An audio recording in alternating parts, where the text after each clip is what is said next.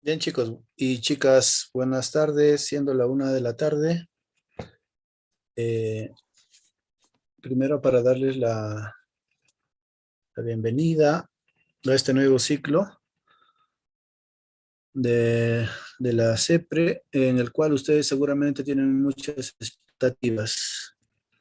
Y seguramente en el transcurso de todo este ciclo van a tener que evaluar, ¿no? Si sus expectativas han sido colmadas o no. Eh, bueno, en este contexto actual es eh, importante, ¿no? Prepararse, es, es importante la información, es importante también que tengamos esa predisposición para poder nosotros estar en una situación que nos permita, ¿no? Saber hacia dónde vamos. Muy bien, antes de continuar, por favor, si cuando ingresamos cerramos nuestro audio, por favor. A ver, lee el número. 5 menos... ¿Alguna señorita que lo tiene? No, Gabo, préstame. Ya, ¿en cuánto se convierte? En 15. Sonia Acosta. Juan Sonia. Apaga tu audio, por favor. Ya, a ver, bueno, después de saludo, chicos y chicas, por favor, guarden un poco de orden, ¿no? Para ordenarnos, nuestro audio tiene que estar apagado, ¿ya? Eso es lo más importante en esta situación, ¿no? Porque si no, vamos a desordenarnos y vamos a incomodar a las demás personas que están dentro de la sala. Entonces es importante que cada uno de nosotros solo utilice el micro cuando lo requiera, en este caso para que haga preguntas, para que haga algún comentario, o para que sugiera algo, o para que haga alguna observación. Por favor, tengan cuidado con su audio. Muy bien, entonces, chicos, conmigo vamos a desarrollar algunos tópicos, ¿no? Algunos temas sobre lo que es economía.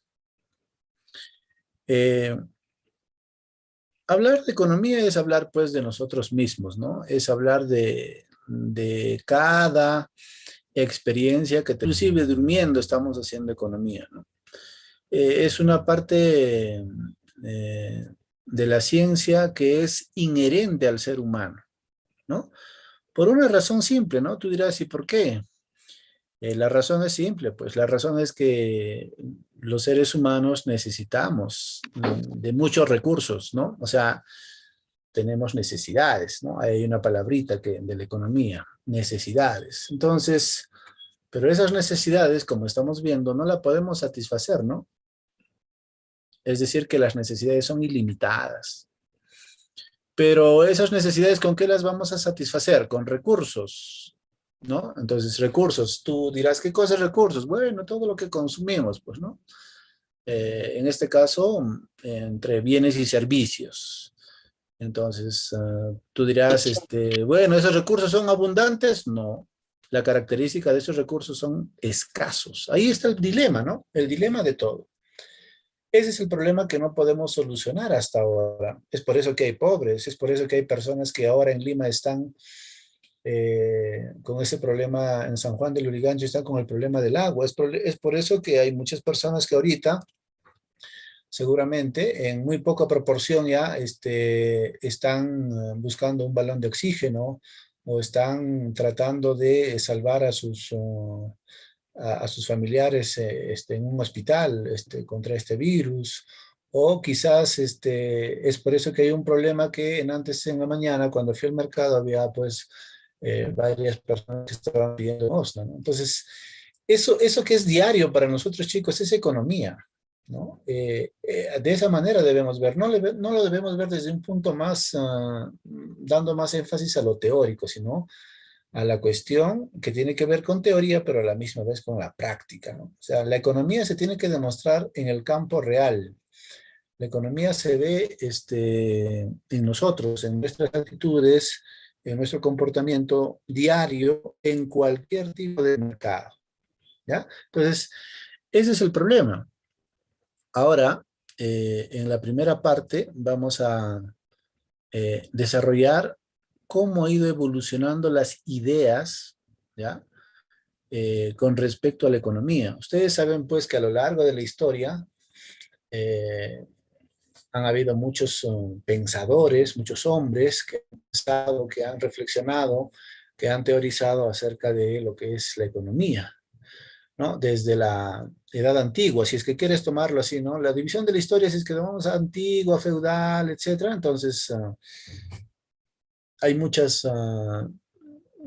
hay muchos personajes que han hablado acerca de la economía, ¿no? Entonces nosotros vamos a partir solamente, chicos, ya desde el siglo XVI, el siglo XVII aproximadamente, ¿no? Eh, pero eso no quiere decir que no haya habido, pues, antes economía, o sea, no haya habido pensadores, ¿no? Tenemos ahí, por ejemplo, a Aristóteles, a Platón, tenemos a este pensador que hizo Santo mucho Tomás de sobre, Aquino, profesor. bueno, eso ya más adelante, ¿no? Santo Tomás de Aquino. Sócrates. Bueno, Platón. Sócrates no habló tanto de economía, pero algo tiene, ¿no? El que enfatizó más es Federico Platón Engels, profesor. y, bueno, claro, Federico Engels, eso ya Socialismo. en la modernidad, claro. Hay economistas Smith, socialistas, profesor. perdón. William Smith, ¿o me equivoco? Claro, Adam Smith, ¿no? Pero lo que vamos a hacer, Adam Smith. lo que yo quiero que tengan en consideración, chicos, es que las escuelas económicas de lo que vamos a hablar ahora, solamente vamos a tomar una parte de la historia, es decir, a partir del siglo XVII más que nada, para adelante, ¿ya? Eso es lo que yo quiero que comprendan. Las escuelas económicas, o en algunos libros vas a encontrar como doctrinas económicas, o en algunos libros vas a encontrar como el pensamiento económico, son teorías que están organizadas, están sistematizadas, están ordenadas. Y por eso se les llama escuelas económicas o doctrinas económicas, ¿no? Antes del siglo XVII, ¿ha habido economía? ¿Han hecho economía? Por supuesto que sí. Eso es lo que quiero que diferencies. Pero no vamos a hablar tanto de lo que sucedió en la Edad Media, con Santo Tomás de Aquino, con San Agustín de Hipona, y con otros, y tampoco no vamos a hablar mucho de la Edad Antigua, cuando teorizaban pues Sócrates, Aristóteles y Platón, ¿no? Ahí no vamos a remitirnos mucho, sino las escuelas económicas vamos a hacerlo desde el punto de vista del siglo XVI para adelante. ¿Ya? Entonces, eso quiero que tengan en consideración. Otra cuestión para aprender lo que es las escuelas económicas. Las ideas que yo voy a, o sea, las ideas que te voy a explicar de estas escuelas, tienes que tomarlo en un contexto determinado. Si yo te digo que esa escuela nació en el siglo XVI y se desarrolló hasta el siglo XVIII, entonces tú tienes que tener la capacidad de abstracción y de situarte en ese periodo. Si otra escuela económica nació en el siglo XVII y duró solamente el siglo XVII, entonces tienes que situarte en ese contexto histórico, en ese contexto de los hechos que habían pasado en ese lugar. Ahora, como tú sabes en historia también, hay cosas que han pasado, ¿no? La historia es el análisis de las cosas que han pasado, pero hay algunas cosas de lo que ha pasado que se repiten ahora. Eso también quiero que lo identifiques, ¿ya? Porque hay cosas que ahorita, por ejemplo, en varios gobiernos, incluyendo el gobierno de Perú, están desarrollando de esas escuelas económicas que aparecieron pues en el siglo XVI, XVII, XVIII, ¿no? Todavía perviven, todavía se mantienen. O sea, quiero que diferencies también eso. Ese es el objetivo de esto de acá, ¿ya? Y sobre todo, que cada escuela económica o doctrina económica o pensamiento económico tiene pues una tesis, una idea central, y a partir de esa idea central desarrolla varias ideas. Eso es el objetivo de esta sesión. Si tú logras todo eso que dije, entonces habrás aprendido, ¿no? Si no, tendremos que repasar y tendremos que realizar algún otro ejercicio cognitivo para ir aprendiendo, ¿ya? Entonces, vamos. Entonces, vamos a hablar de la escuela mercantilista, ¿ya? Esta escuela mercantilista, como estás viendo acá en el... a ver, voy a mostrar un poquito el puntero láser, ya acá. Se desarrolla en el siglo XVI hasta el siglo XVIII y básicamente, ¿dónde? En Europa, ¿no? ¿Ya? Entonces, eso, como yo te voy a dejar esto, lo voy a dejar colgado esto en un portal, entonces tú vas a tener acceso a esta información, ¿ya? Yo voy a desarrollar más el de esto acá.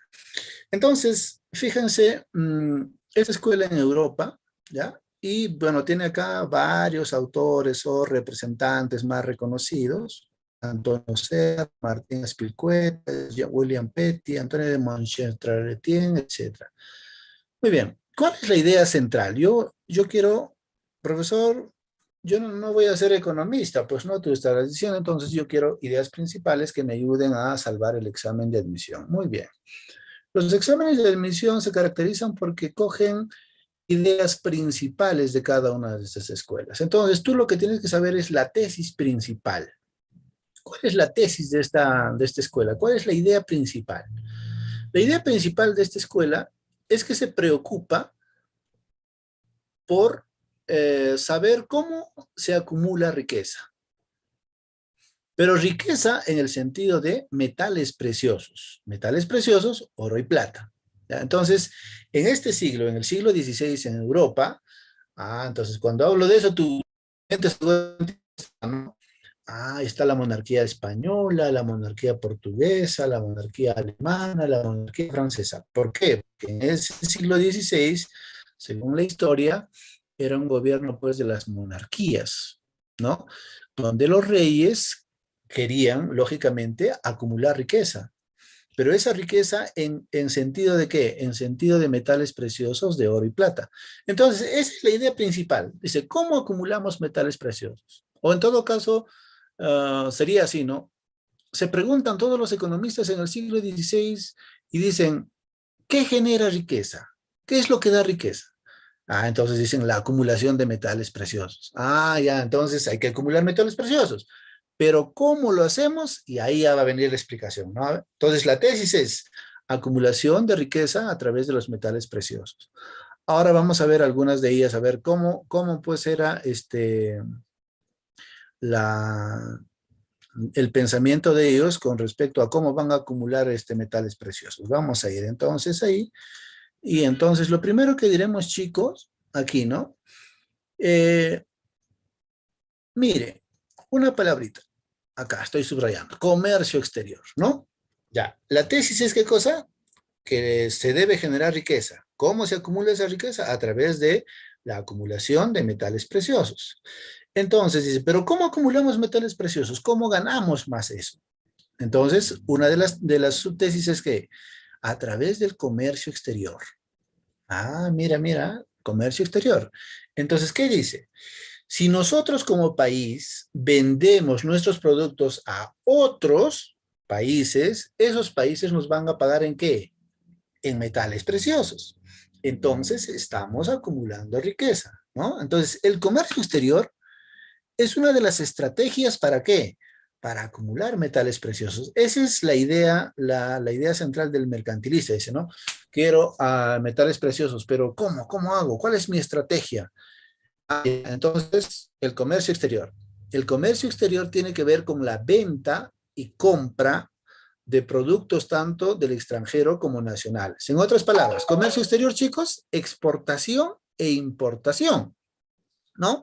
Entonces, lo que ellos querían, ¿qué cosa era? Exportar, vender sus productos a otros para que esos otros una vez que han recibido esos bienes que han vendido, entonces les paguen ¿en qué? En metales preciosos, ¿ve? En oro y plata. Y así acumularían, estarían acumulando metales preciosos. Esa es una de las formas.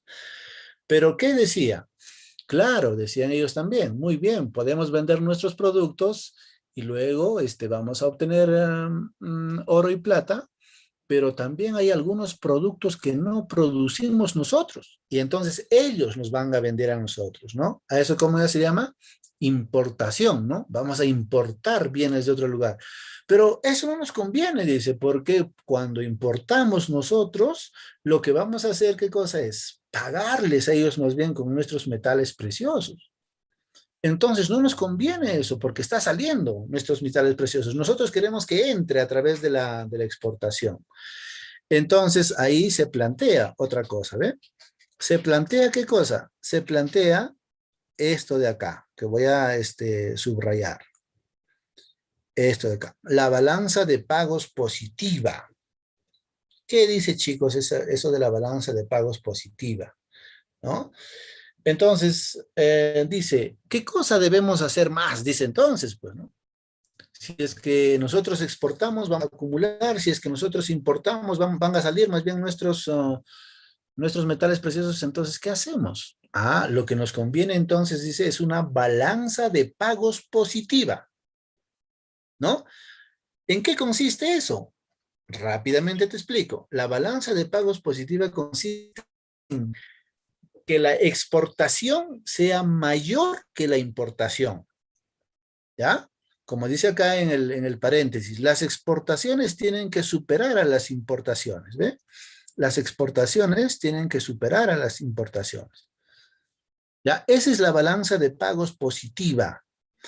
Ojo, en el comercio exterior, chicos, hay un término que se llama balanza de pagos positiva.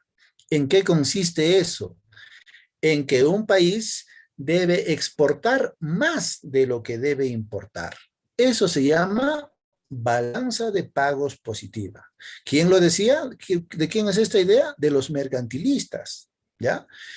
Y ahora, chicos, si queremos hacer un parangón ya con la actualidad, esto de la balanza de pagos positiva también hasta ahora se propugna, ¿no? Nosotros, ¿qué queremos hacer, por ejemplo, ahora con el presidente Castillo?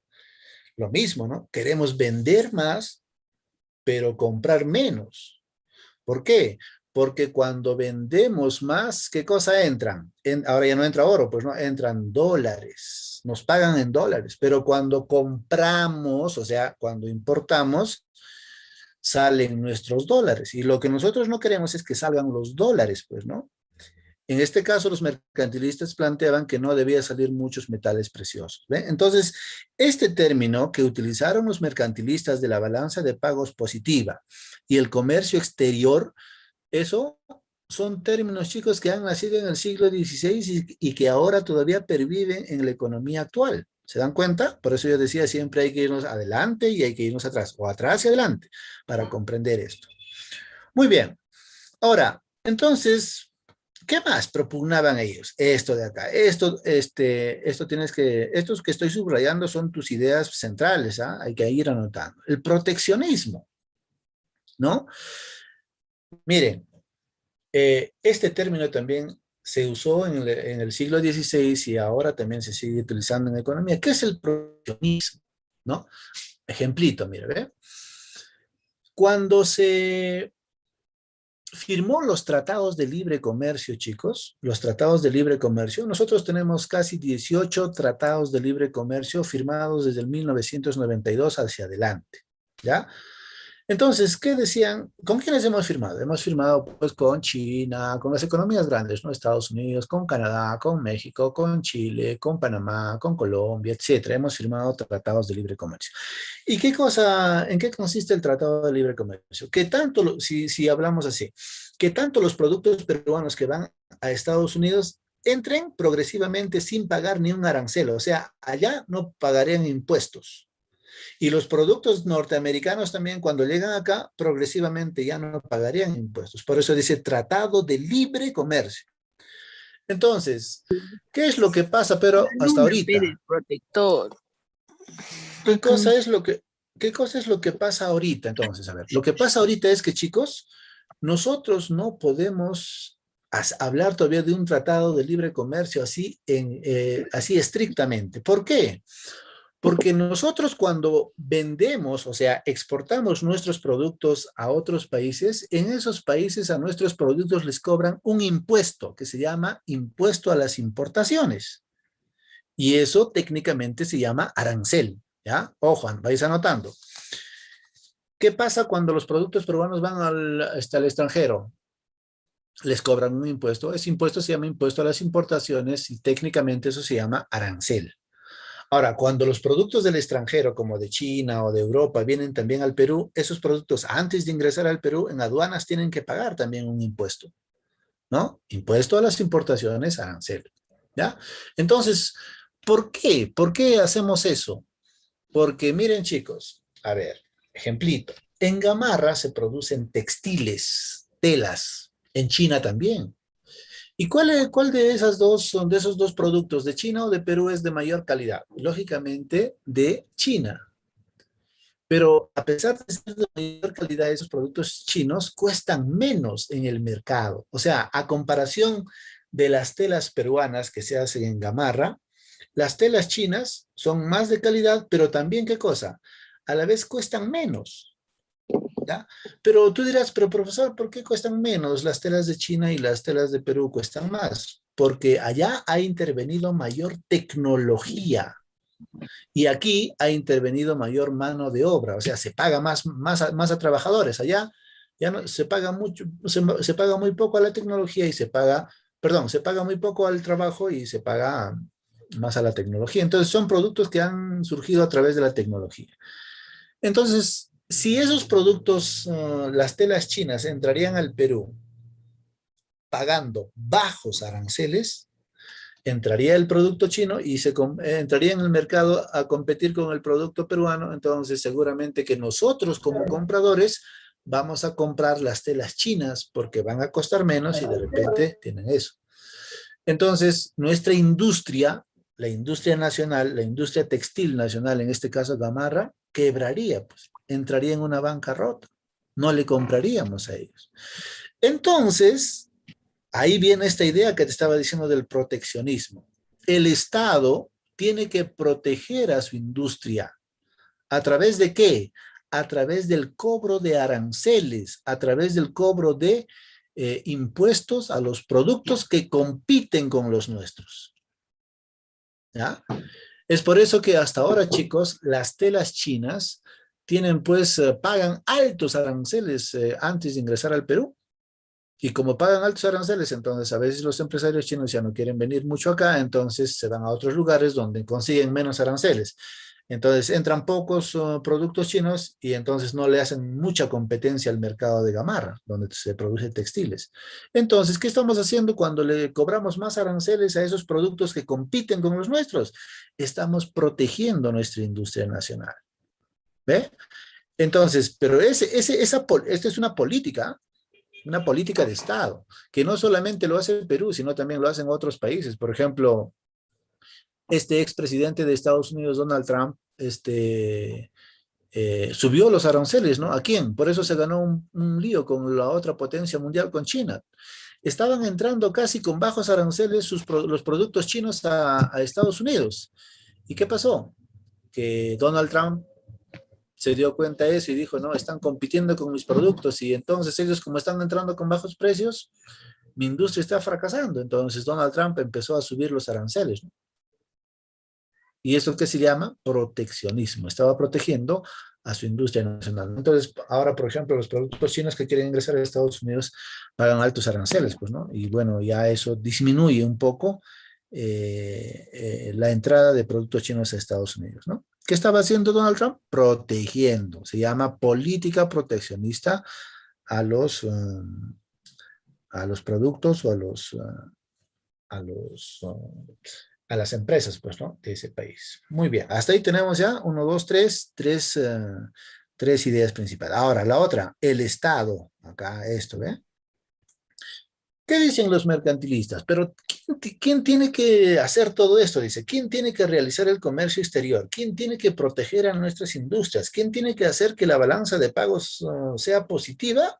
El Estado, chicos, el Estado. Entonces acá el Estado, según los mercantilistas, según esta escuela, el Estado va a tener un rol preponderante, un rol importante. El Estado va a decir qué se produce para vender, lógicamente, cómo se produce y para quién se produce. ¿Eh? Entonces, el Estado es el que va a regular la economía a través de leyes, diciendo cuánto se cobra de aranceles, cuánto es el pago de salarios en las empresas, cuánto se va a producir, etcétera. El Estado toma el control de todo el aparato productivo, de todo el aparato económico, de todo el sistema económico, ¿no? Entonces, fíjense, esto es importante. ¿Por qué? Porque ahora, en la actualidad, si tú te has dado cuenta, la discusión es que si el Estado participe más en la economía o el mercado, ¿no? Acá hay dos elementos en la economía. Algunos, en estas elecciones te has dado cuenta generalmente que algunos dicen, no, dejen al mercado libre, etcétera, etcétera, ¿no? Y otros dicen, no, el Estado es el que debe... A ver, en cuestión nada más del gas de camisea. El gobierno, la gente del gobierno que ha entrado ahora quiere que los recursos naturales, la explotación de recursos naturales, sea por parte de ¿quién? ¿De las empresas privadas o del Estado? Del Estado, ¿verdad? Claro, en cambio los otros que están en la otra orilla, los de la derecha, dicen, no, el Estado es mal administrador, el Estado es corrupto. No puede administrar eso. Ya lo hemos visto en la década del 70 con Velasco, ya lo hemos visto ya en la URSS, ahorita lo estamos viendo en Venezuela, lo estamos viendo en Cuba, ¿no? Entonces dejen al mercado libre, pero no.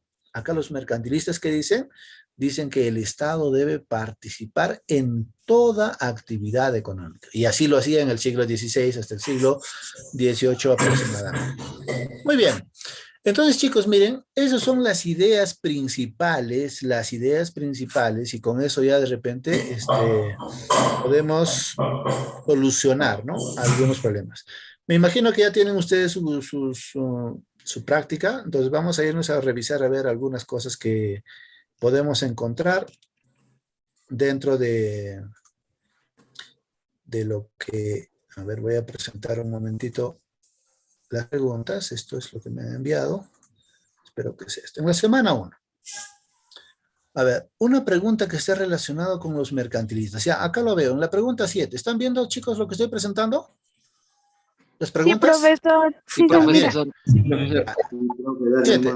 Sí, profesor. A ver, esos No chistositos, rayen, pe, ya van a por no empezar. decirlo ¿Ya van a empezar otra así. vuelta? Ya van a empezar de nuevo. Ya, yo lo voy a detectar ahorita con este software que tengo y lo voy a expulsar del salón, del aula. Ahorita me van a dejar un momentito, ya, un ratito. Sí, profesor, haz eso. Lo voy a expulsar Sí, profe, porque sácalo. no podemos, Expúlsalo ya, profesor. ahorita, ya. A ver, el 7 dice, según los mercantilistas, la característica principal para el incremento de la riqueza es tener, ¿qué cosa? Dicen. Según, mira, ya les he explicado esto ya. Ustedes, a ver, más o menos, evalúen esto. ¿Cómo sería? La E, profesor. La E. La B. Profesor.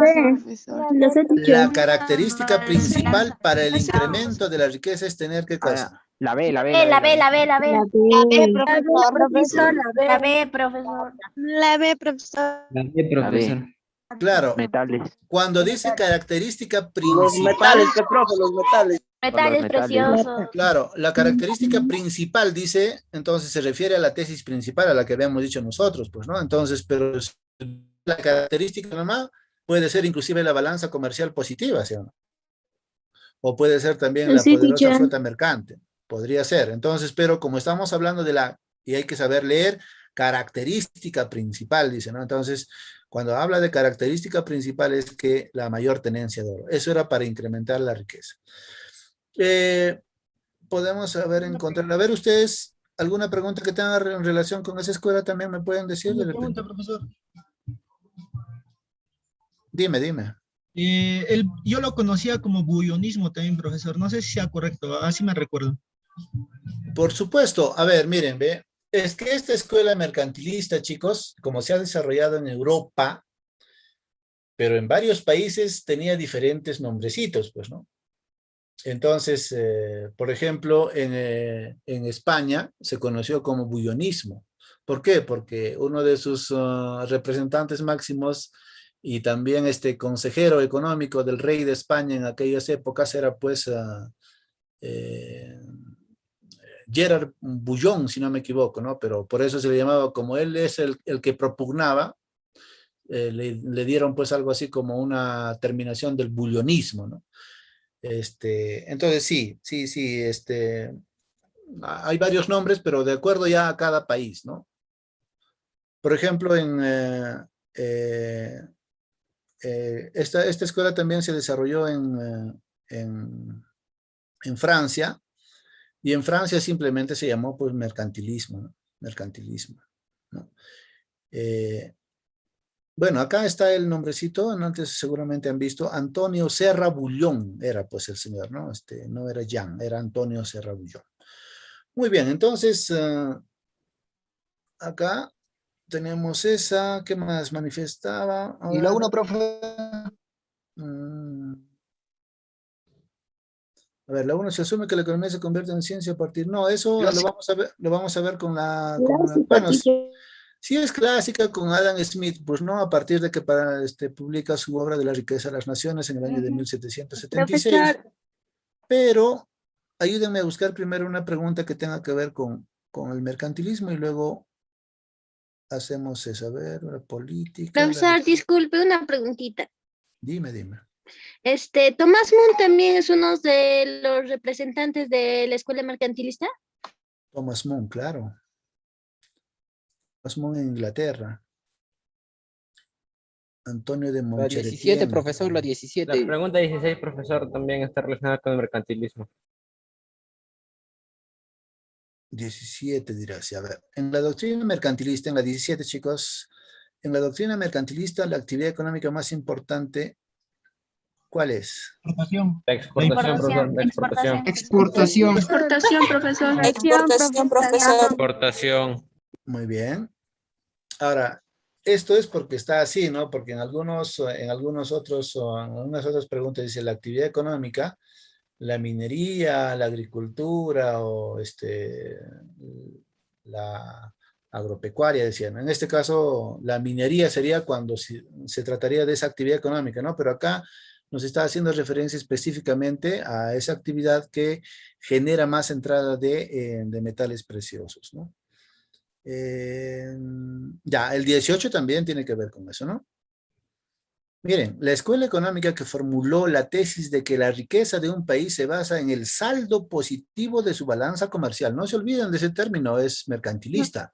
Mercantilista, teacher. Claro, es mercantilista. Entonces, ahí también hay que apuntarle, ¿ve? Hay que apuntarle ahí también.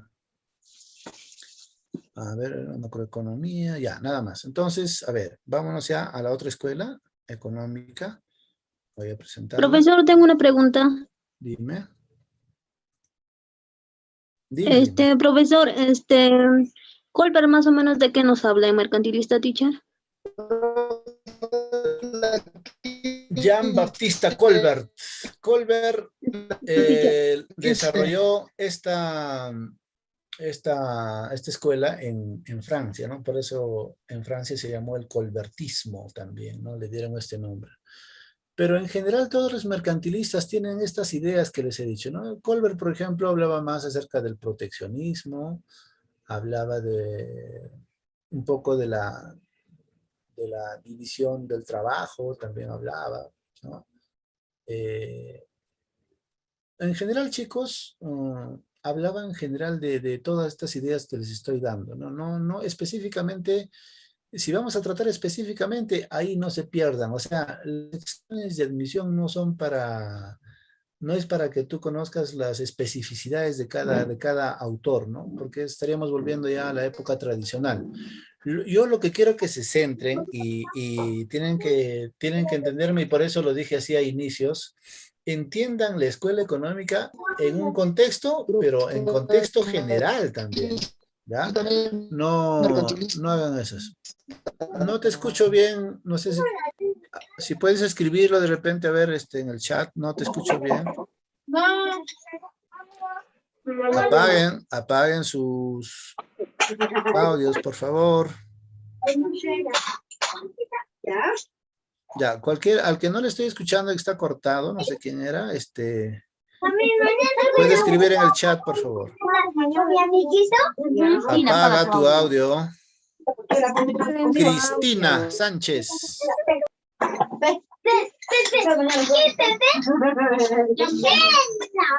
Profesor, usted lo puede silenciar. Apágalo, profe. No, es que no tengo yo no soy el administrador, sino... ¿Dónde está el asesor? Dile que te pase, profesor. Sí, voy a decirle que me dé el Anfitrión. A mí que me dé, yo lo silencio. No sé por qué cuando yo no quiero comer sopa. Tú comes sopa y después ya no comes segunda. Apaga Me ha dado hambre ya de lo que estaba hablando comida. Cristina, apaga tu audífono, por favor. Tengo hambre. Ya se les ha comunicado a todos que no deben prender su audio y lo siguen haciendo, no entiendo. Tercos son la verdad. Profesor, ya continúe ya. ¿Qué va a hacer ya? Sí. Disculpa, por favor, apaga. Cállense.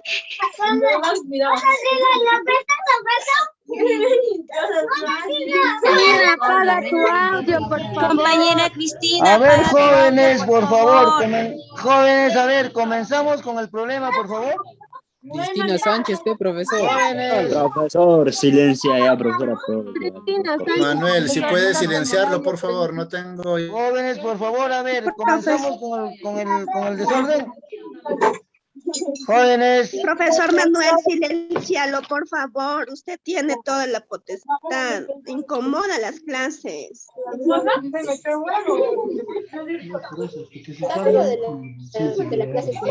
Expúlsalo, si no, profesor, por favor.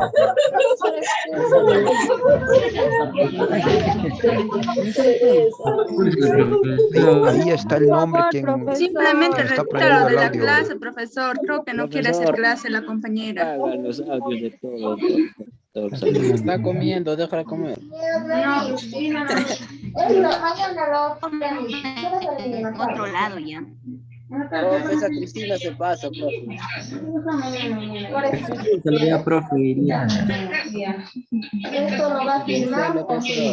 Profesor, nos estamos retrasando con las clases, por favor. Silencio, de lo contrario, retire la clase, porque nosotros nos estamos... Ya, profesor, continúe la clase.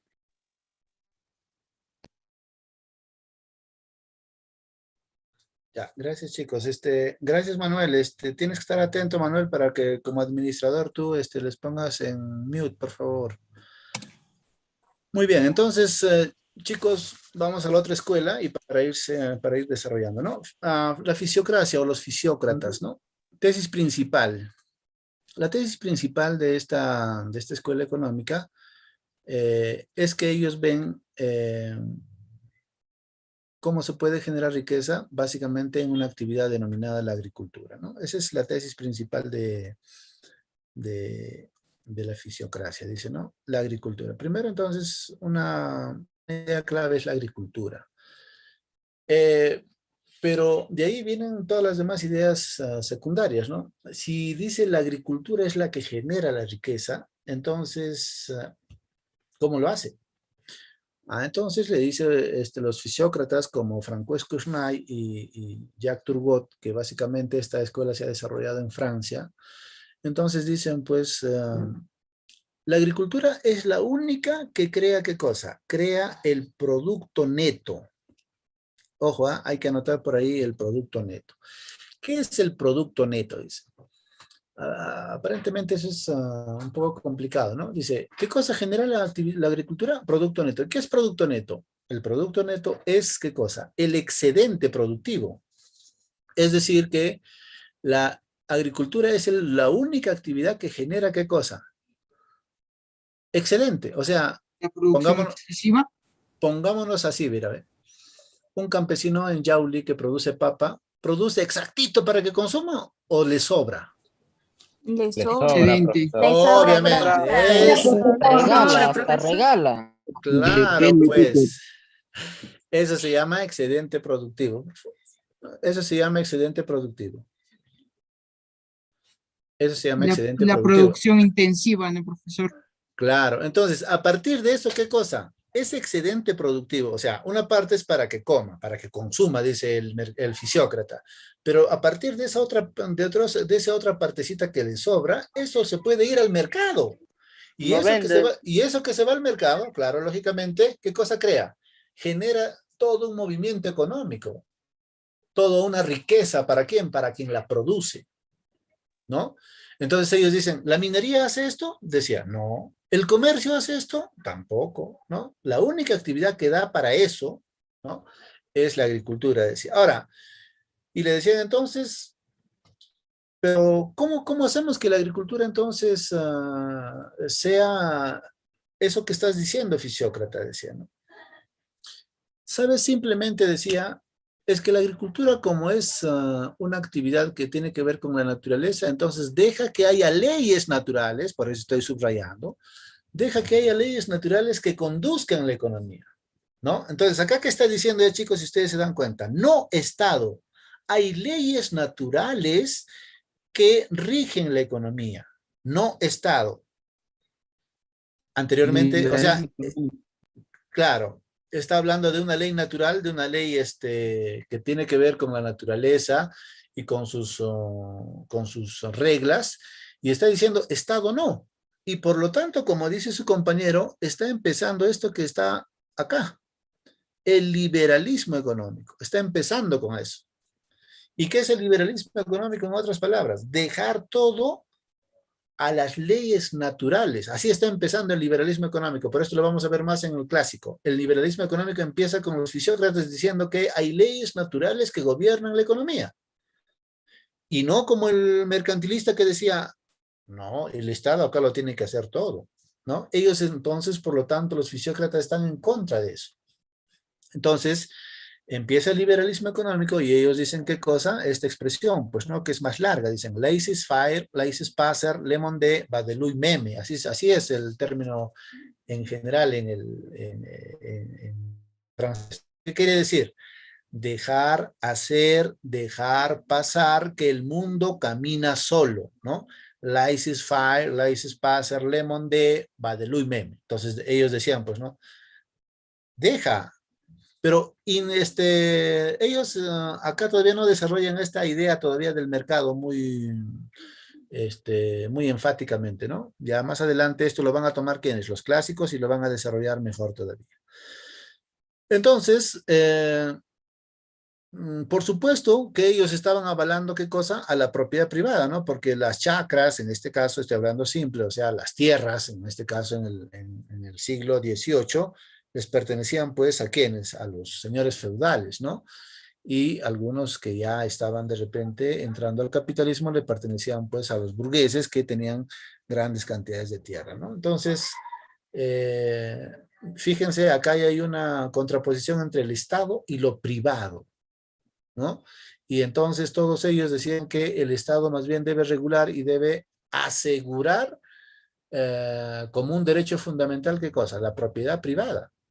La propiedad privada, ¿no? Entonces, claramente se dan cuenta que los fisiócratas están desarrollando sus ideas a favor de una clase social, ¿no? Y en desmedro de otra, ¿no? Si quieres verlo de esa manera, ¿no?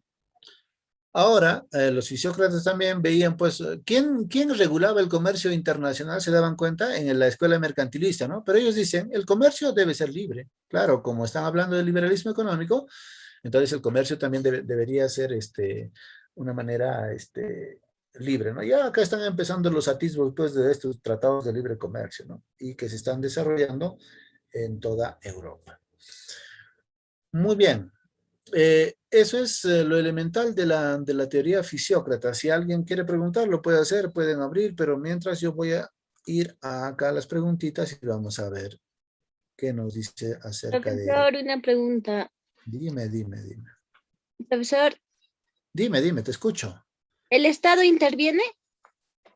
No, el Estado acá no interviene porque hemos dicho que hay leyes naturales que gobiernan mercantilista, el sí. mercado. En el mercantilismo sí, aquí no, no interviene el Estado. Por eso estamos hablando de que cuando dice ellos dejar pasar, dejar hacer, que el mundo camina solo, está diciéndole al Estado, Estado, tú no debes meterte, tú no debes regular, tú a través de qué estás regulando, te estás dando leyes, así se debe producir, así debe ser el salario, cuánto se debe producir, quiénes deben hacer el comercio, cómo se debe cobrar los aranceles, todo lo estás haciendo tú. Y en realidad no es así. Hay leyes naturales que gobiernan la economía, dice, ¿no? Entonces, por lo tanto, estábamos hablando de un liberalismo, ¿no? A ver, vamos a ver la teoría para el marxista, la Marshall, la escuela confuciana, para Adam Smith, la positiva, la intervención de la cantidad de dinero, tampoco. Profesor, una pregunta, ¿puedo? Dime. Sí, dime, te escucho. La escuela económica. La escuela keynesiana, ¿me puede explicar, por favor? Claro, ahorita vamos a llegar. Con calma, chicos, con calma. Estoy buscando acá una pregunta que tenga que ver con los fisiócratas, pero no lo encuentro, no hay. Ya, entonces ahora rápidamente nos vamos a presentar y nos vamos a ir a... Profesor, Dime, te escucho. ¿me puedes explicar acerca de la tabla económica de Francis Quesnay? Ya, a ver. A los que ya han estado antes en CEPRE, seguramente recuerdan el flujo circular de la economía, ¿no?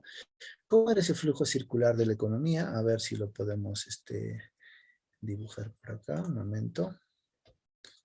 Ya, el flujo circular de la economía consistía en lo siguiente, chicos, ¿no? Decía, ¿qué cosa?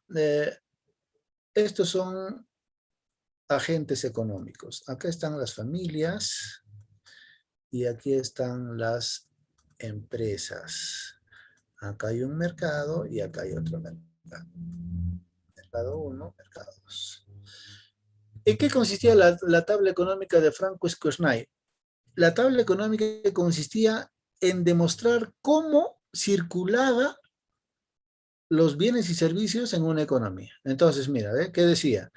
Las empresas, ¿qué cosa? Producen, por lo tanto, sus productos van al mercado. ¿Quiénes demandan? Demandan las familias, ¿no?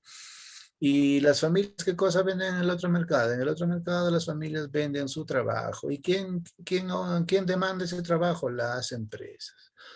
Pero las familias ahora que ya los empresarios les han dado bienes y servicios, entonces ahora ¿qué tienen que hacer? Tienen que pagar por eso, ¿no? O sea, acá el flujo nominal. Y las empresas en antes, las familias les han dado su trabajo, ahora las empresas también tienen que pagar, ¿no? Eso es la tabla económica, chicos. La tabla económica, acá como están viendo, él lo hacía pues en un cuadro, ¿no? Por eso se llamaba tabla económica, donde explica cómo circula los bienes y servicios y cuál es el comportamiento de los ofertantes y demandantes en ese contexto. Y de eso vamos a hablar seguramente en la semana 6, como es la circulación, ¿no? Esa es la tabla económica. Muy bien, ahora vamos a pasar al otro, que es la clásica, ¿no? De esto sí hay bastantes preguntas, creo que me he dado cuenta. La escuela clásica nace ante varios hechos, ¿no? Primero, un hecho que es la Revolución Francesa, en el año de 1789, ¿no? Cuando está iniciándose, cuando hay una convulsión, ¿no? En los países de Europa, sobre todo en Francia. Y en realidad Adam Smith, pues ahorita es más valorado en economía, ¿no? O sea, todos parten de Adam Smith y por varias cosas ahorita vamos a ver, ¿no? Pero Adam Smith en realidad no es economista, ¿no? Adam Smith era un profesor de filosofía que enseñaba ética. Y cuando enseñaba ética decía lo siguiente, ¿no? O sea, su primer libro fue Ética, inclusive. Entonces, ¿qué observó él? Observó que todas nuestras conductas son egoístas.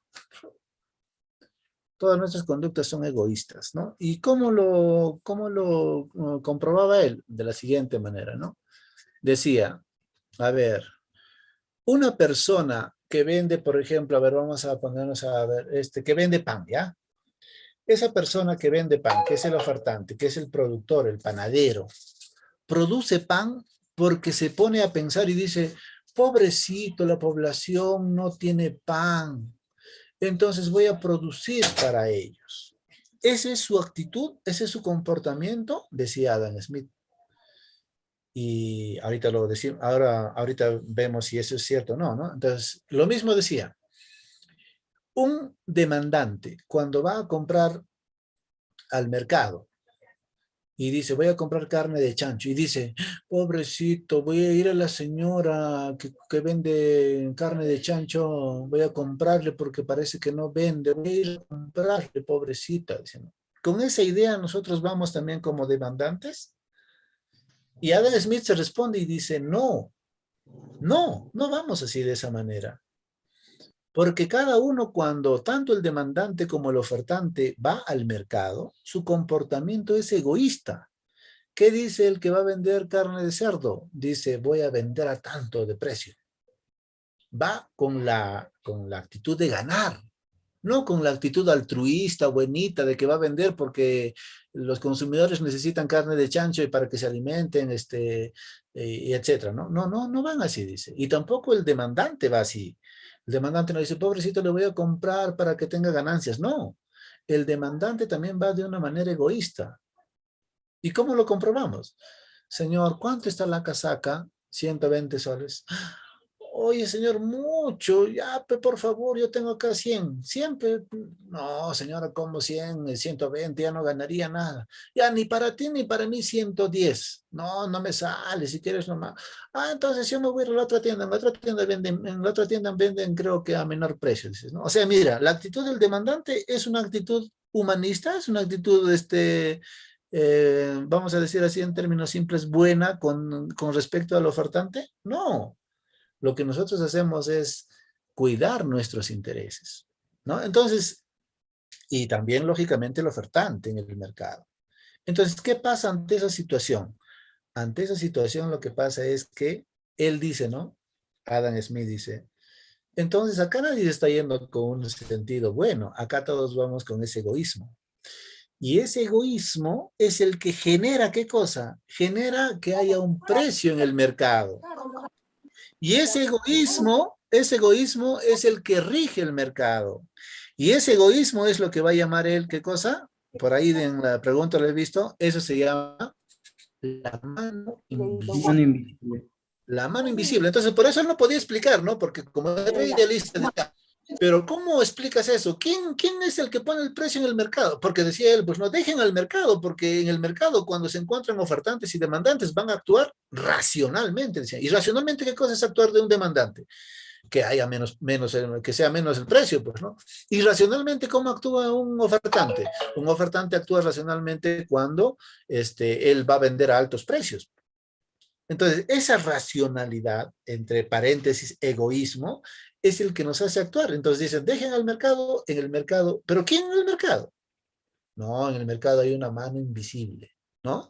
Esa es un poco la explicación que daba, pues, Adam Smith con respecto a esto del mercado, ¿no? Entonces decía, sí, entonces, ¿quién es el que regula todo esto? El mercado. Por lo tanto, no Estado, ¿no? Por eso acá vamos a subrayar acá que el gobierno no debe intervenir en el funcionamiento del mercado, dice, ¿eh? En el funcionamiento del mercado. ¿No? ¿Por qué? Porque solo genera ineficiencia, ¿no? No sé si les hace recordar a algunos políticos de ahora que en las elecciones, ¿no? Dice que el Estado solo es ineficiente, dice, ¿no? Decían, esas son las mismas palabras de la teoría clásica, ¿no? Otra palabrita, ojo, el equilibrio del mercado se logra a través de ¿qué? De la mano invisible, el egoísmo, de ese actuar racional que decía, ¿no? Muy bien. Entonces, profesor, siléncialo. Entonces, esas son algunas de las ideas que estamos hablando acá, ¿no? Entonces, ¿qué dice? Entonces le preguntan, pero ya está bien eso, Adam Smith, pero ¿qué genera riqueza?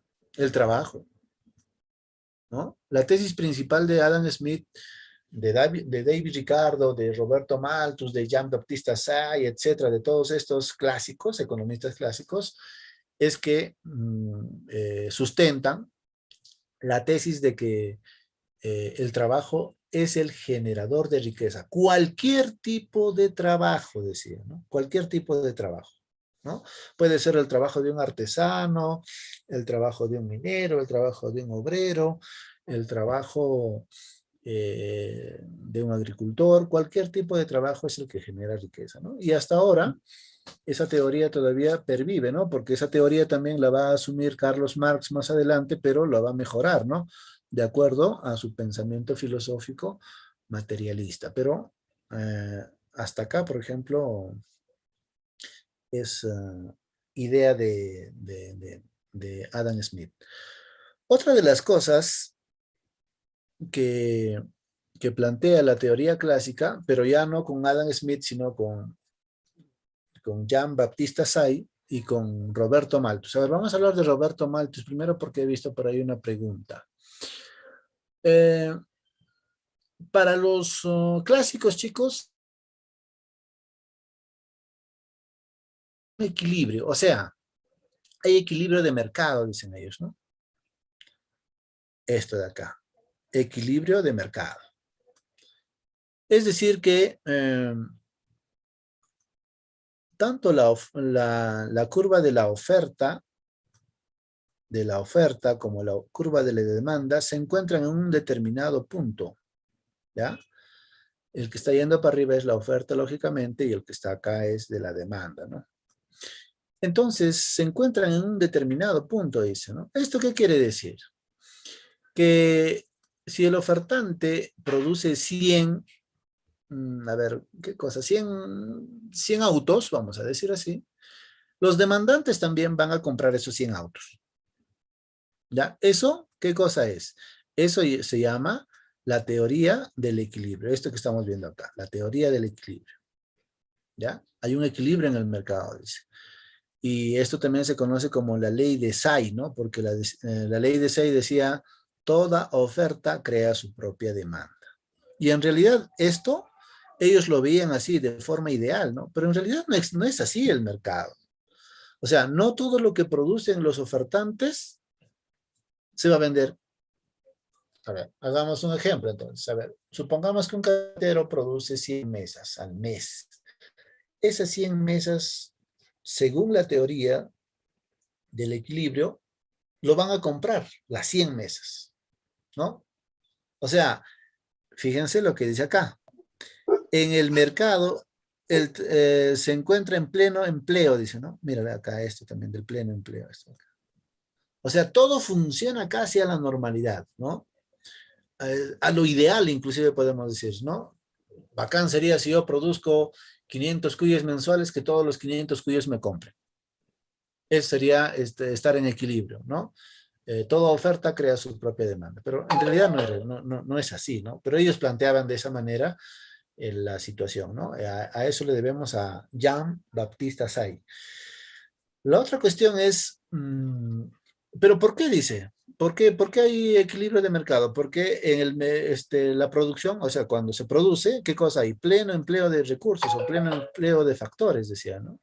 O sea, el capital, el trabajo, la fábrica, etcétera, todo se mueve en una dinámica casi ideal, ¿no? El trabajador gana, el empresario gana, al trabajador se le paga, etcétera, ¿no? Todo normal, pero en realidad no es así, ¿no? O sea, por eso es que no tenemos, pues, algunos trabajadores, pues, por eso es que tienen pocos ingresos y otros muchos ingresos, ¿no? Ellos lo veían de manera muy, muy ideal, ¿no? Ahora, valiéndose de eso, otro representante de los clásicos, Roberto Malthus, decía, ¿no? ¿Sabes por qué existe pobreza? Decía, ¿no?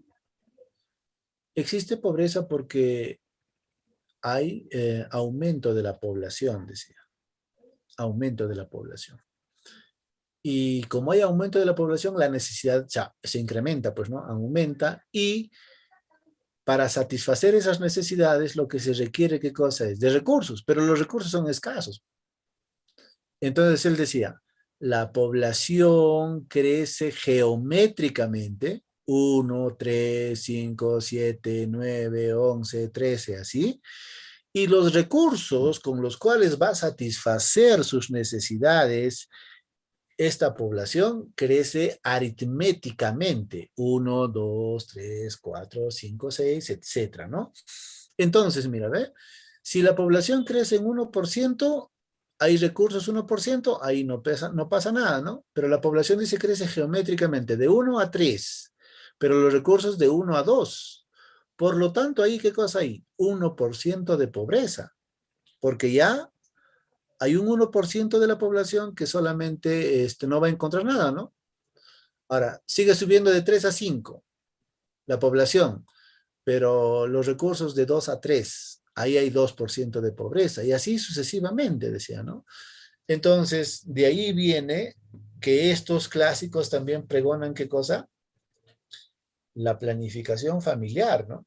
Ellos son los primeros que propusieron de esa manera, pero de una manera más drástica, ¿no? La reducción de la población, porque cuanto más aumenta la población, más pobreza. Entonces, ¿qué hacemos?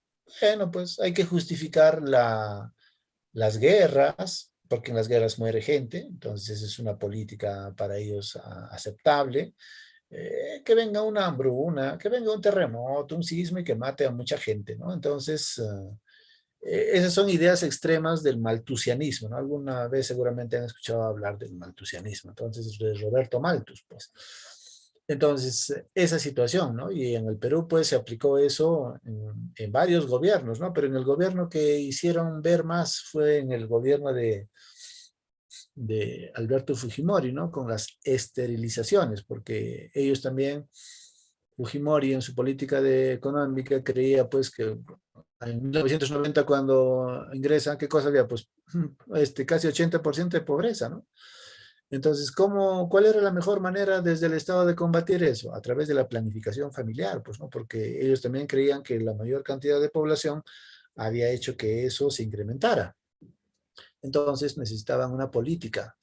Y esa política tenía que ver con la salud reproductiva, ¿no? Entonces, ¿empezaron a qué? Empezaron a esterilizar a las mujeres a diestra y siniestra, ¿no? Dándoles, engañando en realidad a las personas, pues, ¿no? Te vamos a dar 1 litro de aceite, habas, etcétera, etcétera, y bueno, a ver, anda a la posta y en la posta te van a hacer un chequeo. Un chequeo no era, sino era la ligadura de trompas, ¿no? Para que las mamitas ya no pudieran tener sus hijos, ¿no? Entonces, eso llegó hasta ese extremo, ¿no? Ahora, los clásicos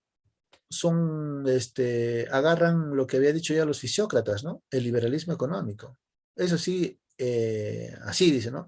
Con los clásicos estamos en desacuerdo solamente que la agricultura sea la única que genera riqueza, pero en lo que sí les reconocemos a los fisiócratas, decían los clásicos, es que debe haber un liberalismo económico, ¿no? O sea, estaban de acuerdo en el laissez-faire, en el laissez-passer. Muy bien, a ver, encontramos si hay preguntitas sobre eso, y si no, también hagan sus preguntas ustedes para poder ampliar lo que se está diciendo. Ya, en la pregunta 1, chicos, acá, ya lo hemos desarrollado hace rato, dice, se asume que la economía se convierte en ciencia a partir de qué, de la escuela, ¿no? ¿Por qué ciencia a partir de los clásicos? Porque Adam Smith en esa obrita, La riqueza de las naciones, le dio primero, ¿qué cosa? Su objeto de estudio. Luego le dio método de estudio y le dio la finalidad de estudio. Y además su propio lenguaje, ¿no? Como la economía tiene su propio lenguaje, ¿no? Producto Bruto Interno, comercio exterior, aranceles, impuestos, tributos, crecimiento económico, macroeconomía, microeconomía, todo eso es parte del lenguaje de la economía, ¿no? Entonces, pero eso se empezó a introducir en esta obra de Adam Smith y por eso, porque le da objeto de estudio, porque le da método de estudio y porque tiene su finalidad, se convierte en ciencia y eso a partir de los clásicos. Muy bien, a ver, vamos por acá. En el 2, bueno, no hemos hablado mucho de eso, pero este término de precio justo, chicos, lo habló ¿quién? Santo Tomás de Aquino, ¿no? Hablando acerca de qué, hablando acerca del precio justo, ¿no? Pero en realidad fue solamente teoría, ¿no? Porque en la práctica la iglesia siempre ha estado al lado de los más poderosos, ¿no? O sea, ¿quiénes son los que tenían que pagar el precio justo o quiénes que tenían que vender a precio justo? Los productores, los que eran dueños de los medios de producción, ¿no? Pero ellos decían, pues, el precio justo es saber a cuánto ha producido este productor y en eso nada más se debe vender, en ese costo y en ese precio se debe vender al demandante. Ese es el precio justo. Por eso es que dice acá, critica la usura, ¿no? La usura, ¿qué cosa es? Los intereses, pues, ¿no? Por eso ahora los que cobran altas tasas de interés en los bancos se les llama usureros, ¿no? Entonces él decía, todo debe estar a su precio justo, así lo dice Dios, decía, pues, ¿no? Santo Tomás de Aquino, y criticaba la usura, decía, el dinero solamente sirve para intercambiar bienes y servicios. El dinero no ha servido para que genere intereses, para que genere usura. Aquellos que ganan a partir de la usura serán condenados y en el infierno, etcétera, etcétera. Pues no, pero eso solamente, como les digo, es teoría, ¿no? Entonces ahí en el 2 vamos a marcar a Santo Tomás de Aquino, precio justo. En el 3, acá es lo que hablábamos de la mano invisible, ¿no? Acá vamos a hablar de Adam Smith. Adam Smith es el que nos ha planteado esto de la mano invisible. Nuevamente, mano invisible, ¿qué cosa es? Actitud egoísta de los seres humanos, tanto de ofertantes y demandantes, y eso es lo que moviliza el mercado, ¿no? A ver, ahora, el 6, por ejemplo. El 6 dice, Malthus afirmó que en el tiempo la población, que habíamos dicho, a ver, ¿cuál marcarían ustedes? Si Malthus decía que la población crece geométricamente y los recursos aritméticamente. Entonces dice, la población... Muy bien. Crece a mayor proporción que la producción de alimentos. A ver, tenemos por acá. Sí, ya marqué. Ya, igual en el 8, pues chicos, ¿ya? ¿No? ¿Qué van a marcar en el 8? Ya, profesor. ¿Quién dijo que mientras... La B, profesor. La B, profesor. Roberto, así es, la B. Roberto Malthus, que es un representante de los clásicos, no se olviden. En cambio, Jean Baptista Say, chicos, el que está bajito, él ha planteado la teoría del equilibrio, ¿no? Toda oferta crea su propia demanda, no se olviden.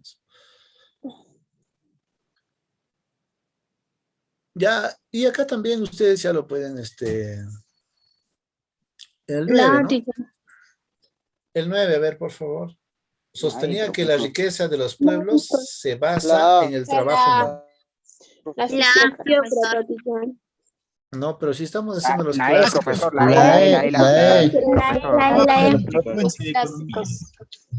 Chicos, estamos haciendo los clásicos, ¿no está viendo?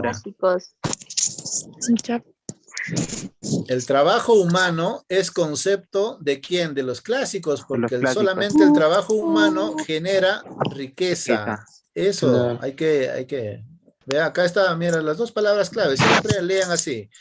¿Cuáles son las ideas claves? Acá dice riqueza, trabajo humano. Riqueza, trabajo humano, clásicos, ¿ya? Ahora, a ver, ya, el 14, a ver. Chicos, para Adam Smith, la acción de la mano invisible hace posible que...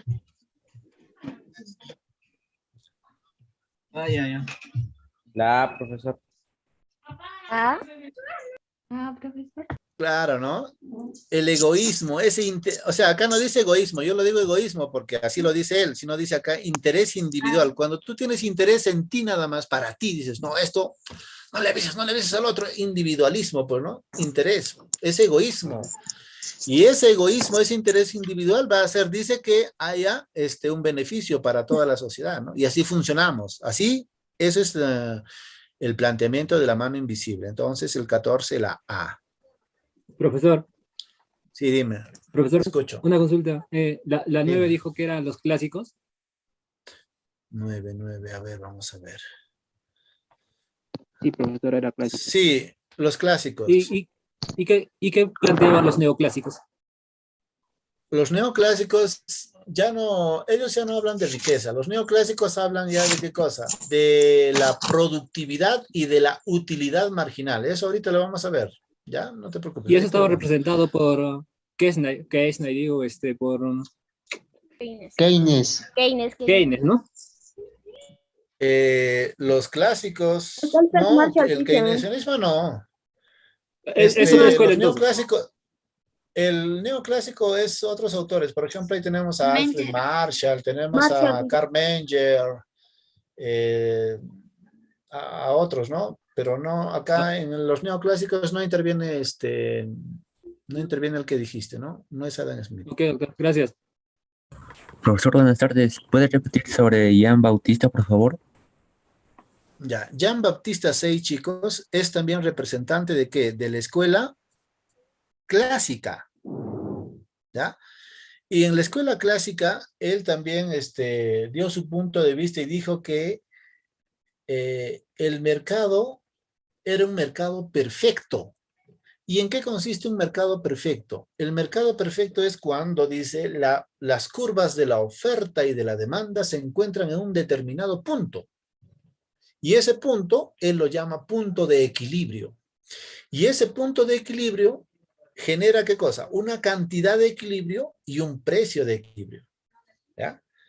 Entonces, cuando dice eso él, aparentemente lo que estoy explicando, pero ¿qué es eso, no? Lo que está diciendo en simples palabras, chicos, es que cada oferta genera su propia demanda. ¿Qué quiere decir? Que si un productor produce, 100 televisores al mes, los 100 televisores lo van a comprar, ¿no? O sea, hay un equilibrio entre oferta y demanda.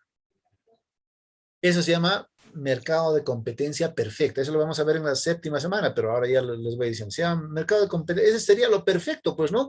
Que un ofertante produzca 10 frazadas diarias y las 10 frazadas le compren, ¿no? O en todo caso, que produzca, no sé, 100 clientitos y los 100 clientitos le compren, ¿no? O 100 galletas y las 100 galletas le compren. Y eso no existe en el mercado. Eso es algo ideal, algo teórico, ¿no? Pero él, a través de las matemáticas, ¿no? Lo había introducido ese concepto, ¿no? Toda oferta crea su propia demanda. Ese es un planteamiento también de los clásicos, pero no específicamente de Adam Smith, ¿no? Sino de Jean Baptiste Say. Muy bien, voy a seguir buscando por acá algunas preguntitas. La 15, teacher. Bueno, la 15 ya lo hemos hecho, ¿no? Esto tiene que ver con los mercantilistas, ¿verdad? Sí, teacher, sí. Claro. Ya eso, ahorita lo hacemos. ¿Y qué más? A ver, la política, pues... Ya, bueno. Listo, entonces nos vamos a otra escuela. Al neoclásico creo que nos vamos a ir para desarrollar eso, ¿ya? Vamos a los neoclásicos, a ver. Ya, muy bien. Entonces, una vez que hemos visto los clásicos, y acá no están los neoclásicos. Acá está, muy bien. Pero vamos por historia, ¿ya, chicos? O sea, históricamente aparece primero el socialismo, ¿ya? Después de los clásicos, con Carlos Marx. Luego vemos el neoclásico. Fíjense acá. ¿Qué decían los clásicos acerca de la riqueza? ¿Cómo se generaba? A través del trabajo humano. Pero fíjense acá también, acá hay una diferencia fundamental, chicos. ¿Ah? El socialismo dice que lo que genera riqueza es la fuerza de trabajo. Cuidado que se confundan. Una cosa es la fuerza de trabajo, otra cosa es el trabajo humano. ¿Ya? Muy bien, entonces, la fuerza de trabajo. ¿Ya? Entonces, a partir de eso, nace toda una tesis, pues, ¿no?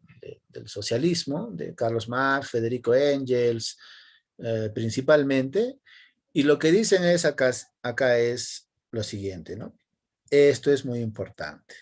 Vamos a ver acá.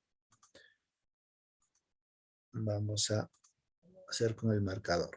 Miren esto de acá. Esto es lo más importante para el marxismo. Quien debe regir en la economía es el Estado. O sea, el Estado debe ser los dueños de los medios de producción. Cuando digo medios de producción, chicos, me estoy refiriendo a aquellos que nos permiten generar producción. Por ejemplo, un medio de producción es la tierra, ¿no?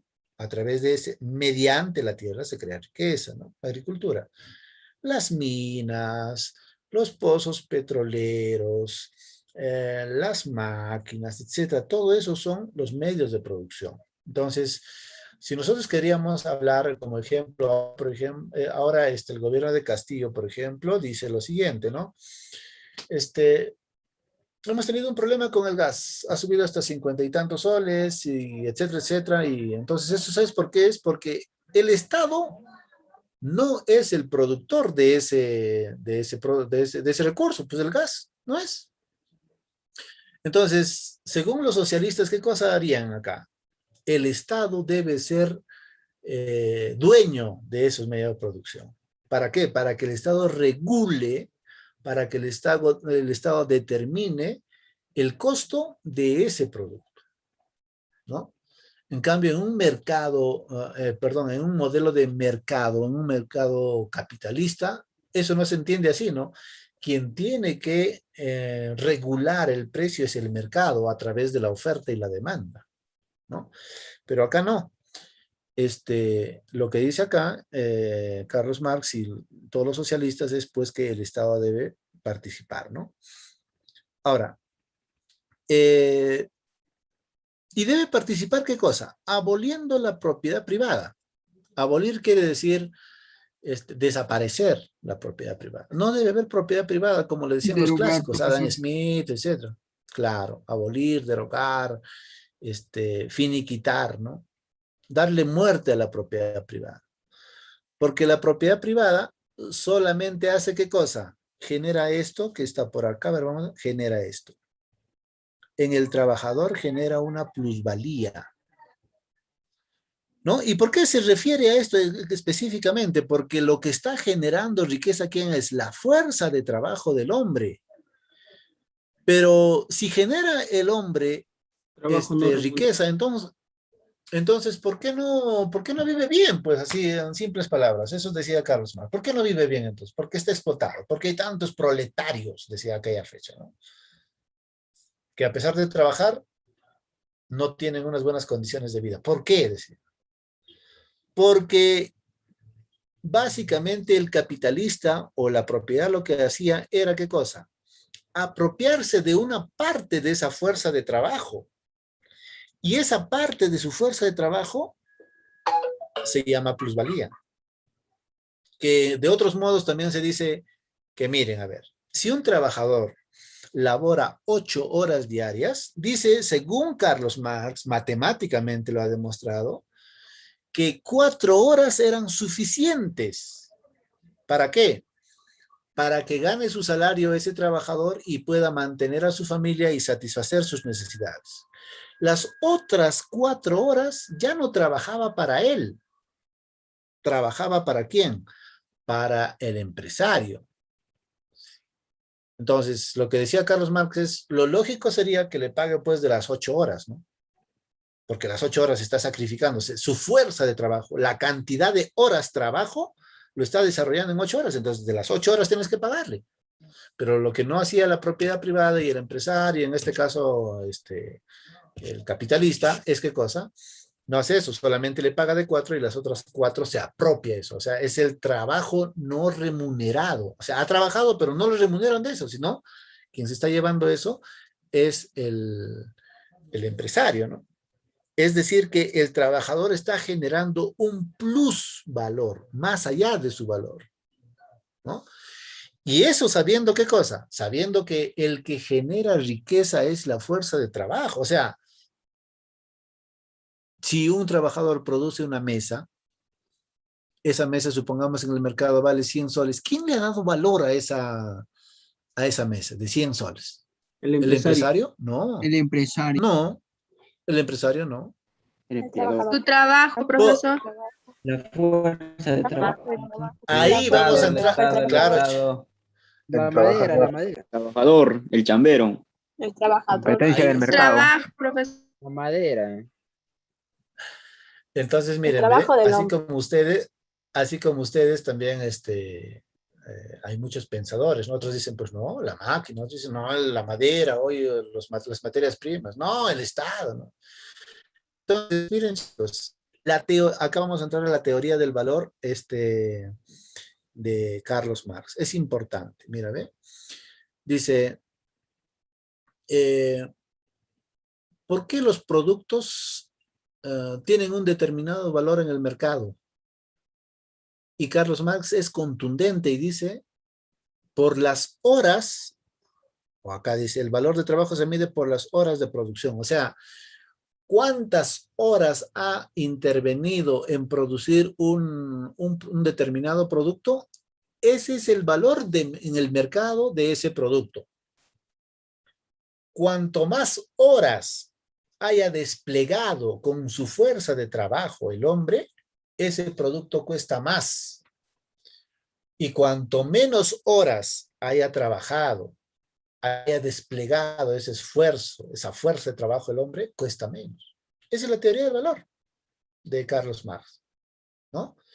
Entonces dice el trabajo. Por eso dice la fuerza de trabajo. No dice el trabajo, porque el trabajo en general, lo que dicen eran los clásicos y eso no se podía medir. En cambio, la fuerza de trabajo sí se puede medir ¿en qué? En horas de producción, ¿no? Horas de trabajo. Por eso es que los productos que demandaban mayor tiempo de producción, lógicamente costaban más. Y hasta ahora se puede ver eso, ¿no? Los productos que guardan más... a ver, vayamos a este ejemplo, miren. Ahora que está haciendo frío, me he ido a comprar un guantecito a la plaza de armas, ahí donde la mamita vende sus guantecitos de colores y a veces vende guantes negros. Me he ido a Gamarrita, en Gamarrita el guantes, ese negro, que lo ha hecho una máquina, está, ¿cuánto? 5 o 6 soles. ¿Cuánto está el guantes? 5 soles, señor, 6 soles, ya. Pero me he ido a la mamita que está tejiendo sus guantecitos de colores ahí, por la municipalidad, ahí en Los Arcos, cerca del cajero. Mamita, ¿cuánto está tu guantecito? Está 15 soles, este está 20 soles. Y yo digo, ¿y por qué este guante qué tiene que el otro?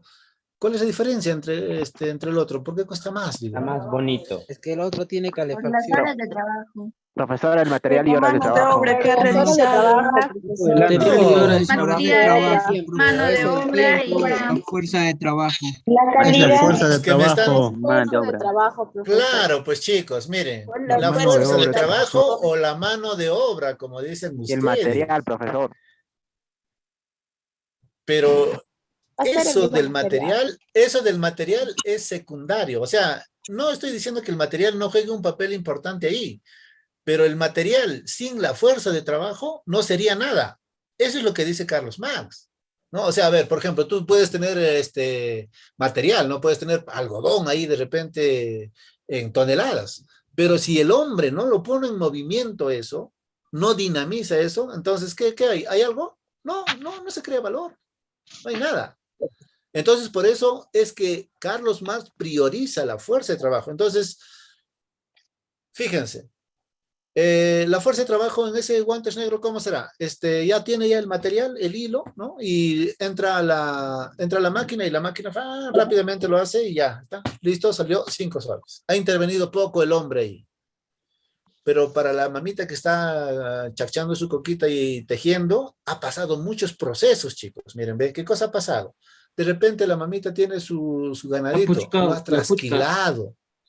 lo ha puchcado, lo ha teñido, lo ha tejido. Mira, mayor proceso donde ha intervenido la fuerza de trabajo del hombre, ¿no? Y ahí inclusive podríamos hablar, ¿qué cosa? Podríamos hablar ya del valor agregado, ¿no? O sea, en cada proceso le ha dado mayor valor agregado por su fuerza de trabajo. Ha invertido más horas de trabajo, ¿no? En cambio, en el otro no muchas horas de trabajo. Por eso se tiene que entender para que entiendas a la teoría del valor de Carlos Marx, ¿ya? Entonces decía por eso, ¿no? Los empresarios abusan de las horas de trabajo del hombre, porque basta con 4 horas, ¿no? O sea, es un ejemplo así para que entiendas, ¿no? Basta 4 horas para que él le paguen de lo que ha hecho y para que satisfaga sus necesidades de él y su familia. Las otras 4 horas está trabajando ya común, dándole un plusvalor más allá de su valor para el empresario, ¿no? Y que de eso se apodera, pues, ¿no? Y a eso le llamamos plusvalía. Muy bien, a ver, vamos, mientras de repente van preguntando también ustedes, vamos a ver si hay preguntas sobre esto. A ver, vamos a ver por acá. De repente han detectado alguna pregunta. Sí, dime, te escucho. ¿Cuál es la contra de esta teoría? Bueno, mira, más bien lo haríamos así, no lo plantearíamos así. ¿A quién le estaba dando la contra a Carlos Marx? O sea, ¿contra quién se iba? Se iba contra la escuela clásica de Adam Smith, ¿no? Porque Adam Smith decía, libertad económica, laissez-faire, mercado, mano invisible, propiedad privada, no Estado. Pero ahora Carlos Marx, viendo y analizando en el siglo XVIII, en el siglo XIX, en los movimientos obreros, porque ya para eso se ve desarrollado ya la segunda revolución industrial en el contexto de Europa, habían más trabajadores, ¿dónde? En las fábricas, en las industrias, pero esos eran explotados, ¿no? O sea, la gente no salía tan bien, no generaba su bienestar. Eso es lo que analizó Carlos Marx en Europa, sobre todo en Alemania e Inglaterra, donde él ha radicado mucho, en Inglaterra, ¿no? En Francia. Entonces veía, pues, bueno, él no tiene tanta vinculación con Francia, pero en esos países de Europa, chicos, había estallado la segunda revolución industrial, ¿no? Pero entonces él dice, bueno, bacán. Él nunca ha dicho que la tecnología sea mala, ¿no? Carlos Marx dijo, bacán, la tecnología, pero ¿qué está haciendo? ¿Cuál es la contraparte? ¿Qué cosa es lo que está pasando con los trabajadores? Si hay una revolución industrial, la tecnología debería servir, pues, para el bienestar de la sociedad, del hombre, pero lo que está pasando acá es al revés, ¿no? Esta revolución industrial ha generado más, claro. Desempleo generado. Así es, y a partir de eso ya lo sabemos, la tecnología hasta ahora, por ejemplo, ahora en China ha habido en esta época de la pandemia nada más de 20,000, en un semestre nada más, en 6 meses, más de 20,000 desempleados, ¿no? Porque la tecnología en esos países pues está reemplazando a la mano de obra, ¿no? Por eso también acá hay otra cosa que hablar, de las futuras profesiones, aquellas profesiones que son mecánicas, ¿no? Que se hacen repetitivamente, están desapareciendo. ¿Quién ya lo puede hacer? Lo puede hacer la máquina, pues. ¿Por qué? Porque la máquina, con su lógica, con su ordenamiento, con sus logaritmos, ¿qué cosa hace? Tareas repetitivas, ¿no? Entonces, eso también eso ya tiene que ver ahora, pues, con la industria 4.0, la revolución, la cuarta revolución industrial, ¿no? Y otros ya dicen que estamos en la quinta revolución industrial, pero imagínense que cuando sucedió la segunda revolución industrial está sucediendo todo esto, y a partir de ese análisis, de esa observación, Adam Smith crea toda su teoría, ¿no? Que es contraria a eso. Ahora, pero después de esto, o sea, ¿qué quiero decir más claramente? Que esta teoría económica está alineada más con ¿qué? Con la izquierda, pues. Y hay otros teóricos del mercado que están más alineados con ¿qué? Con la derecha. En realidad, eso es política, ideológicamente podemos decir que quienes están ahora en el gobierno, durante su campaña y ahora algunos quieren propugnar, ¿qué cosa? Un socialismo, ¿no? Donde el Estado tenga la administración de los recursos del Estado para que pueda satisfacer aparentemente el bienestar de las personas. Pero eso habría que comprobarlo, ¿no? Eso habría que discutirlo, habría que reflexionarlo. Ahora, mientras los otros dicen, no, el mercado, el Estado solamente dice debe hacer leyes. ¿Para qué? Para que le dé estabilidad a las empresas y no le molesten. Las empresas que hagan lo que quieran, con 30 años de alquiler de minas, hay que darles en concesiones, etcétera, pero eso también, a ver, más de 30 años eso ha sucedido y ¿cómo nos ha ido? ¿Nos ha ido bien? ¿Nos ha ido mal? Eso es también una reflexión para nosotros, ¿no? Entonces no podemos estar ahí así, entonces tenemos que buscar nuevas formas de poder de esta crisis, pero no es posible que en pleno siglo XXI una institución como, ¿por qué le critican al Estado? A ver, porque mira, Sedapal, ¿cuántos años cuántos días o cuántas semanas se está demorándose en darle agua a una población tan numerosa en Lima, que es el distrito más populoso, por ejemplo? Entonces ahí vienen los capitalistas y empiezan a decir, y los capitalistas entonces empiezan a decir, ¿qué cosa? Ya ves, ahí está, pues, Sedapal ¿empresa de quién es? Del Estado. El Estado es ineficiente, mira, pues, ¿cómo gobierno? En cambio, si estaría Sedapal en manos de un privado, eso ya lo hubiera resolucionado rápidamente, ¿ve? Entonces, hay que ver también qué cosas ha sucedido, hay que ver los antecedentes, pues, ¿no? Entonces, ahora, los de izquierda también podrían decir, pues, ¿no? Los socialistas o los que propugnan más por el Estado dirían también, pues, mira, ya ves, ha subido el gas de 37, de 35 soles a 50 y tantos. ¿Y eso por qué? No lo puede controlar el mercado. No dicen que en el mercado hay una mano invisible que lo hace todo bacán así. Y no. Entonces, de los dos lados hay siempre estas cosas que hay que ir analizando, pero eso es justamente lo que vamos a ir viendo. Pues no, yo ahora mismo no te quiero decir, ya mira, así lo podríamos hacer, sino a medida que pasan las clases hay que hacerlo, pero hay que entender cómo piensan y qué plantean cada una de estas escuelas, ¿no? Muy bien, no sé si hay una por acá, de repente intervención del Estado. Ya, vámonos entonces mejor a la otra presentación. Ya, esta es la fisiocracia, estamos en la clásica, el socialismo y ahora nos vamos a los neoclásicos. Muy bien. Ahora, como el socialismo estaba triunfando, chicos, a finales del siglo XVIII e inicios del siglo XIX y XX, entonces, mira cómo son las ideologías, ¿no? Los capitalistas decían, wow, se viene el socialismo, miren, en 1917 ya la revolución de los bolcheviques, ¿no? En la URSS, en Cuba también están más o menos así, en África se ha influenciado un poco, algunos países se han vuelto comunistas, etcétera, etcétera. Estaba ganando el comunismo. Y inmediatamente saltan los ideólogos del capitalismo con su escuela neoclásica. Nuevo, los nuevos clásicos, ¿no? Y entonces empiezan a decir, pues, oye, tú que estás preocupándote en socialismo, comunismo, igualdad, que no debe participar la propiedad privada. Y dicen, no, preocúpate por ti. Ah, mira, ve, preocúpate por ti, ¿qué cosa es? Liberalismo, individualismo económico. Preocúpate por ti. Y lanzan dos conceptos acá, chicos, muy importantes los neoclásicos. Este concepto de utilidad. ¿Ve? Utilidad. Y a partir de eso van a lanzar dos conceptos también, ¿no? Uno que tiene que ver con esto que estoy subrayando. ¿Ya? Esto. ¿Eso cómo se llama, chicos? Se llama utilidad marginal, se llama esto. ¿Ya? ¿Qué es la utilidad marginal? Profesores, en los libros veo y a veces no entiendo. La utilidad marginal, chicos, es cuando las personas buscan maximizar su utilidad o satisfacción cuando consumen bienes o servicios.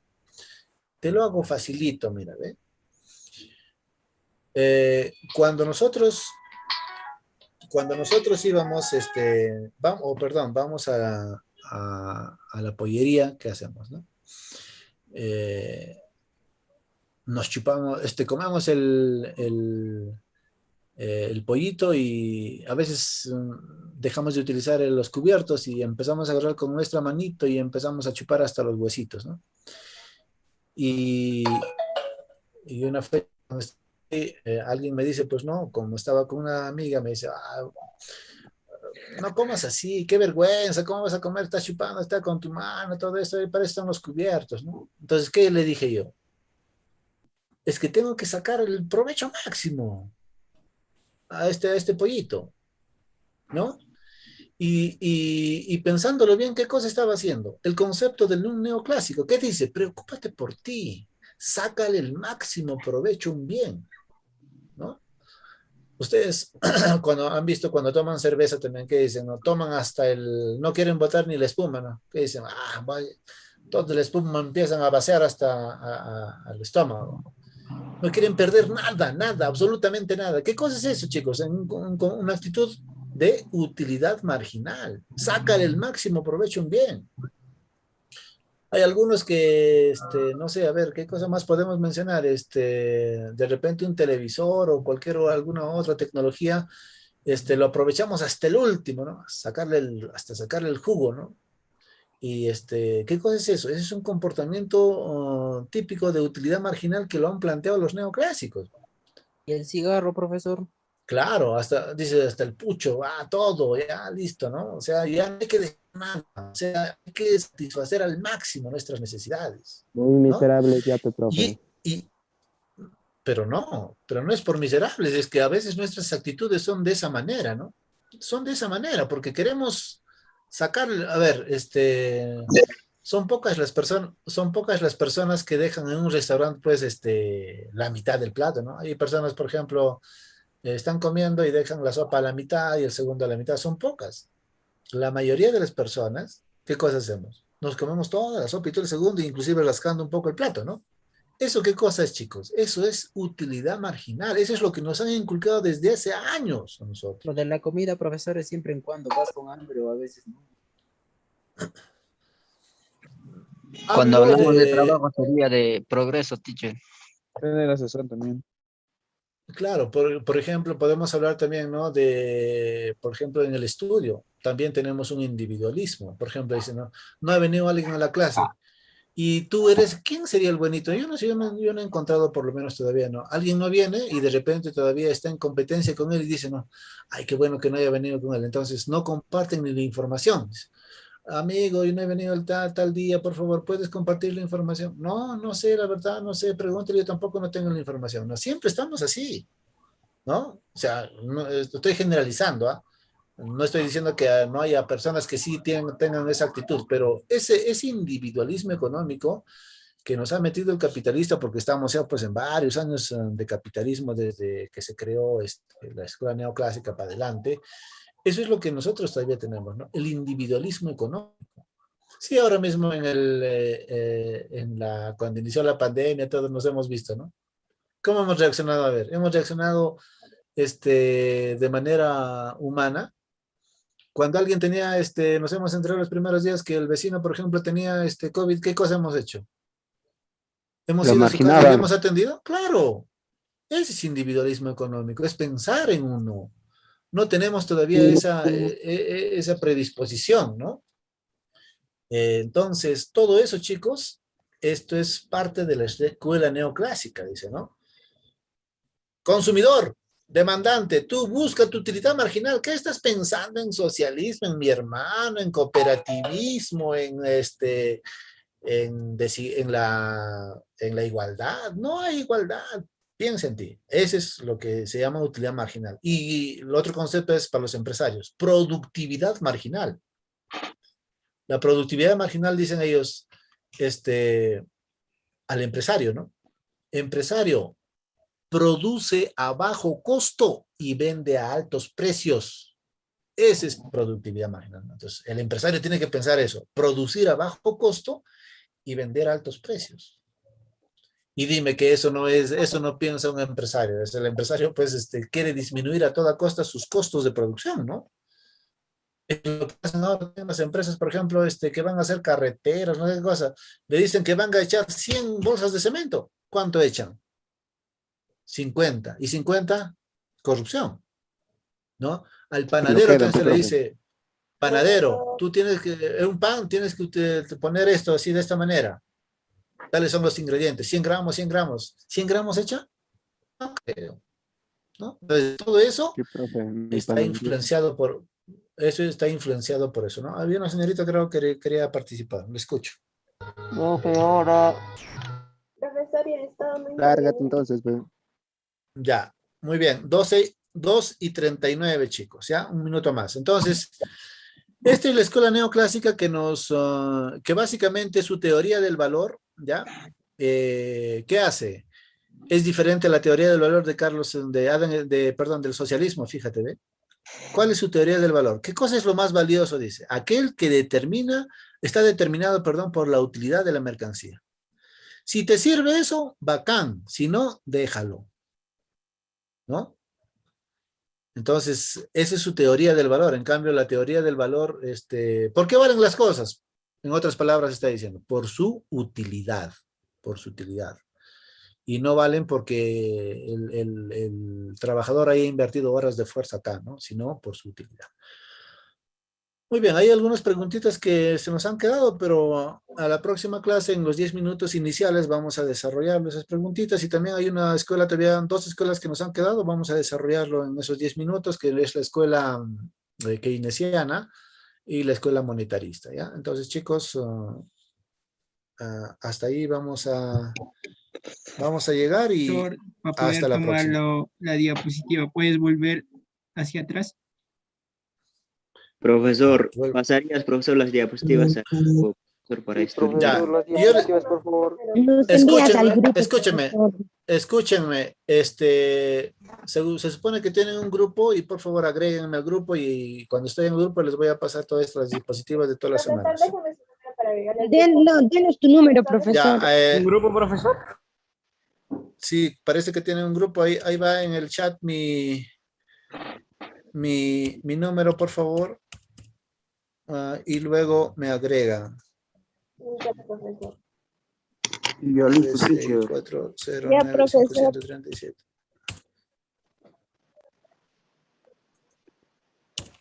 Ya, ese es mi número, el 964095137. Agréguenme al grupo, por favor, y luego ahí les voy a pasar las diapositivas de todas las semanas.